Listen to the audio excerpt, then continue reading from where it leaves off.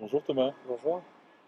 Tu t'occupes de la vidéo à 360 chez Euronews ici à Lyon. Qu'est-ce que vous faites avec la vidéo 360?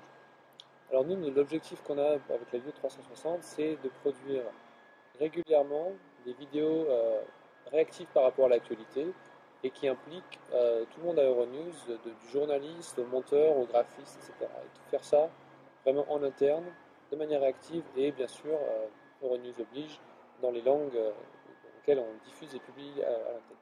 L'idée qu'on a, c'est que la vidéo à 360, c'est très bien pour les choses de sport, les choses très spectaculaires, mais pour l'info aussi, c'est quelque chose qui a du sens et c'est quelque chose qu'on peut produire assez vite pour être en réaction par rapport à une actualité. C'est toute la question qu'on essaye de répondre ici à Euronews. Et je pense que avec un workflow qui est étudié pour, on peut être réactif. Et au niveau de la news pure, de l'info, avoir une vidéo 360, ça permet de donner la big picture, vraiment mettre l'audience dans la scène de l'événement pour qu'ils se rendent compte vraiment de ce qui se passe et pas juste ce qu'on voit dans la petite lucarne de la vidéo 16 neuvième ou de l'écran de la télévision. Vous diffusez ces vidéos comment? Alors, on est principalement sur le site, sur notre site Euronews, sur les réseaux sociaux, donc Facebook et YouTube, et quelques autres plateformes spécifiques pour la 360 pour atteindre des audiences de- d'aficionados. Est-ce que ça se regarde plutôt avec un casque, comme on voit ces casques de réalité virtuelle, ou sur l'écran de son téléphone portable, ou encore sur l'écran de son ordinateur? Alors, on aimerait bien que toutes les personnes regardent ça dans un casque de A à Z, la vidéo, etc. Mais dans la réalité, euh, la principale source de notre audience, c'est les réseaux sociaux.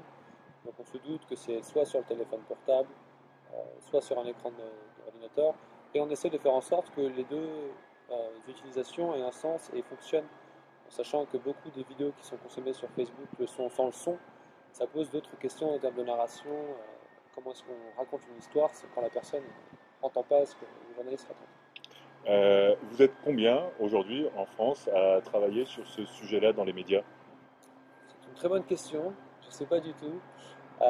Sans doute une grosse vingtaine, que ce soit à l'étape plutôt recherche, développement ou dans l'opérationnel vraiment.